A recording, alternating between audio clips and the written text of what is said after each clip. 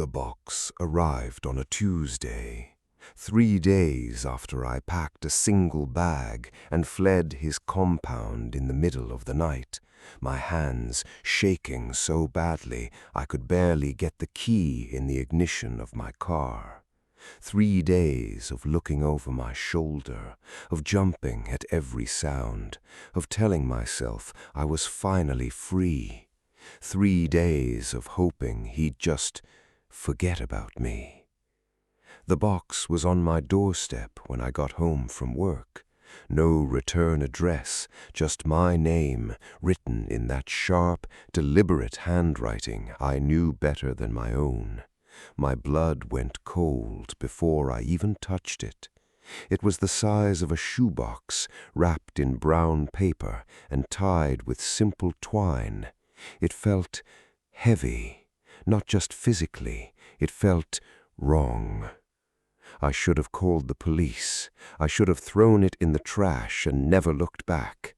But I knew, with a sickening certainty, that this wasn't something the police could protect me from. This was a message. And if there's one thing I learned in the 2 years I spent with him, it's that you don't ignore a message from Julian. You open it. You look at what he wants you to see. That's the only way to understand the new rules. So I brought it inside. I set it on my kitchen table, the same table where I'd been eating my solitary, terrified meals for 3 days. I cut the twine with a knife. The paper fell away, revealing a plain, unmarked cardboard box. I lifted the lid. The smell hit me first. Metallic, sweet, utterly primal. It was the smell of a slaughterhouse, of a bad dream. I looked inside, and for a second my brain refused to process what my eyes were seeing. It was a mess of crimson and white, tissue, bone, a single human finger resting on top of a coiled length of something else. A viscera package like you'd see at a butcher, but this wasn't from a cow or a pig. And then I saw the note tucked beneath the grisly parcel. It was written on a scrap of unlined paper, the same sharp handwriting. It said, "You forgot something. I'm just returning the favor." I dropped the lid. It clattered to the floor. My legs gave out, and I slumped into a chair, staring at the box. I didn't scream. The sound got trapped somewhere in my chest, a silent, suffocating pressure. Returning the favor? I left him. I took myself. I didn't take anything that belonged to him. What did he mean? I forgot something. Then a cold, dawning horror began to creep over me. It wasn't about something I'd taken. It was about something I'd left behind. But I hadn't left anything important, just clothes, some books, nothing that would warrant this. My mind raced back to the compound, to his house buried deep in the woods, to the locked doors in the basement I was never allowed to go near.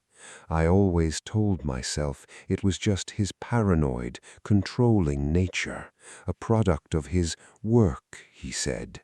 He was a collector, an artist, he called himself. He collected beautiful, rare things.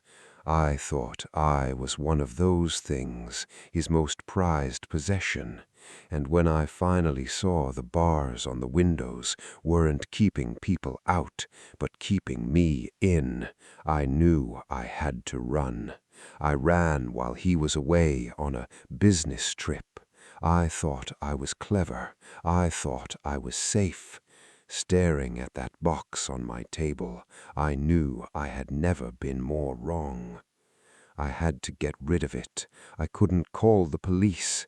How do you explain a box of human remains from a man who doesn't officially exist? Julian was a ghost. No paper trail, no digital footprint, no known address that would hold up to scrutiny. They'd look at me, a woman with a box of body parts on her kitchen table. I'd be the prime suspect in 5 seconds flat. So I did the only thing I could think of. I waited until it was pitch black outside, drove to the industrial district, and threw the box into a dumpster behind a closed-down factory. I drove home with the windows open, trying to get the smell out of my nostrils, out of my car, out of my soul. I didn't sleep that night. I just sat in the dark, watching the door, waiting. For what? I didn't know. The police? Him? A sign that it was over? The next morning, I went to work on autopilot. I made coffee. I answered emails. I pretended I was a normal person whose life hadn't just been invaded by a nightmare. When I got home that evening, exhausted and hollow, I saw another package on my doorstep. This one was smaller, about the size of a paperback book. My heart hammered against my ribs. No, this couldn't be happening. I'd disposed of it. It was gone. He couldn't know where I lived, but of course he did. He'd sent the first one here. I brought it inside. My hands were steady this time, not from courage, but from a deep, chilling numbness that had settled over me. I opened it. Inside, nestled on a bed of black velvet, was a human ear, a delicate, small ear with a tiny gold stud still in the lobe, and another note. Wrong dumpster. Try again. And Sasha, you're not looking hard enough. She misses you. She, not it. She. The air left my lungs. I stared at the ear, at the little gold stud. It looked familiar, a simple butterfly clasp. I had a pair just like it. I'd bought them at a market years ago. I was wearing one of the pair right now. I stumbled to the bathroom mirror, my fingers flying to my left ear. The stud was there. I looked at my right ear, empty. A strangled sob escaped my lips. I pressed my hand to my mouth, trying to hold back the flood of terror and confusion. That was my ear? It couldn't be. I had both my ears. I could feel them. I touched my right earlobe. It was there, whole, unharmed. But the ear in the box, the stud, it was identical. My mind was spiraling. What was he doing? Was he trying to drive me insane? Was he sending me pieces of some poor woman, making me think they were mine, making me think I was losing pieces of myself without even knowing it? She misses you. Who is she? I spent the next hour in a frantic search of my apartment. I checked every corner, every closet, under the bed.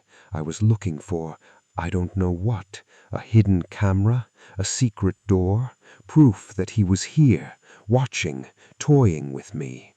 I found nothing.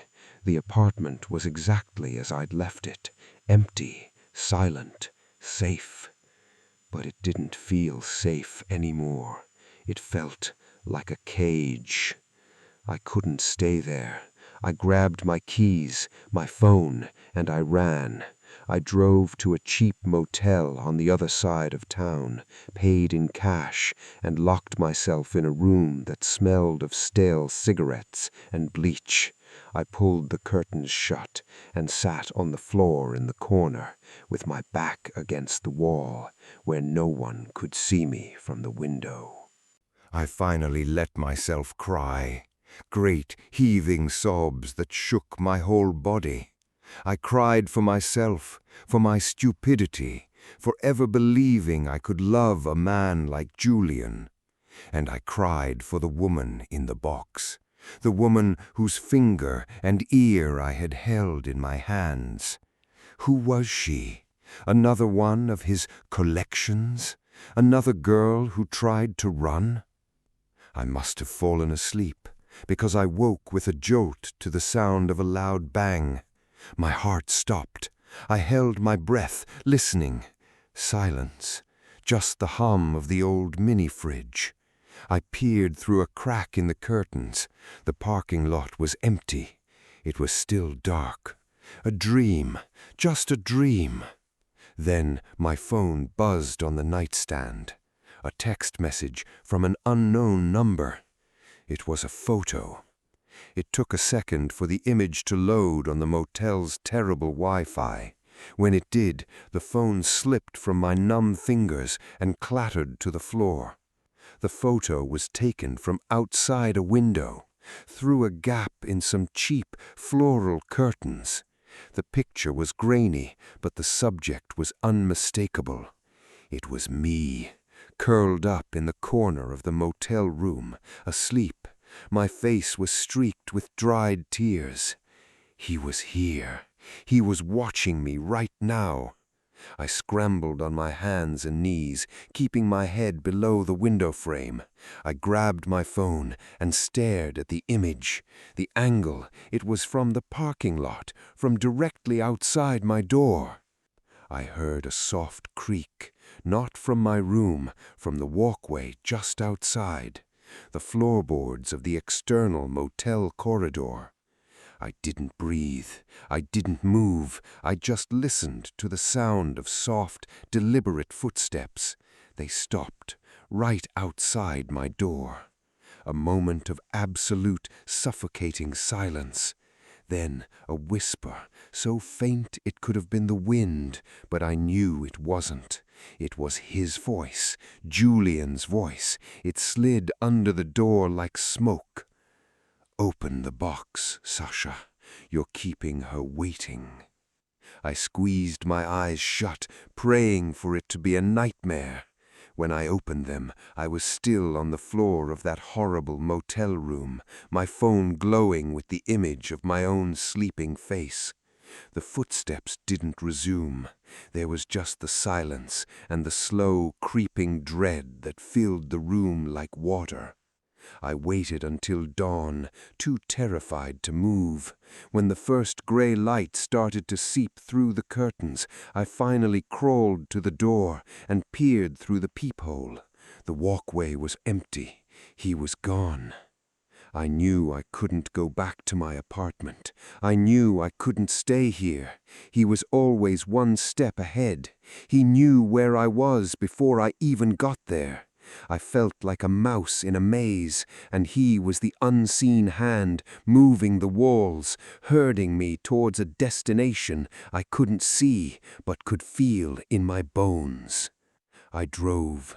I didn't know where I was going. I just drove, heading out of the city, into the countryside. My hands were white-knuckled on the wheel, my eyes darting to the rearview mirror every 5 seconds. I took back roads, side roads, dirt roads. I doubled back. I did everything you're supposed to do to lose a tail. By late afternoon, I was hopelessly lost in a part of the state I didn't recognize, surrounded by dense, dark forest. My gaslight was on. I pulled in to the only sign of civilization I had seen for an hour. A single, dilapidated gas station with one pump. An old man sat inside, staring at a small, fuzzy television. I filled my tank, my skin crawling the entire time, feeling the weight of the forest pressing in on all sides. As I was about to get back in my car, I saw it. On the back seat, a box, another box. This one was flat, like a portfolio. It hadn't been there before. I hadn't opened my car doors. He'd been here. He'd been in my car while I was filling the tank, just a few feet away, and I hadn't seen a thing. With trembling hands, I opened the back door and looked at it. It wasn't wrapped this time. It was just a plain black cardboard portfolio, the kind artists use. I knew what was inside wasn't art, not in the way the world understood it. I lifted the flap. Inside were a series of photographs, Polaroids, old, faded ones, and newer, glossy ones. They were all in women, young women. They were in various states of distress, tied to chairs, lying on floors, their eyes wide with terror. My stomach lurched. I knew some of these faces. They were girls who worked for Julian, girls who had come and gone, girls I'd been told had moved on. At the very bottom of the stack was a single new photograph. It was of a door, a heavy wooden door with a rusted iron handle.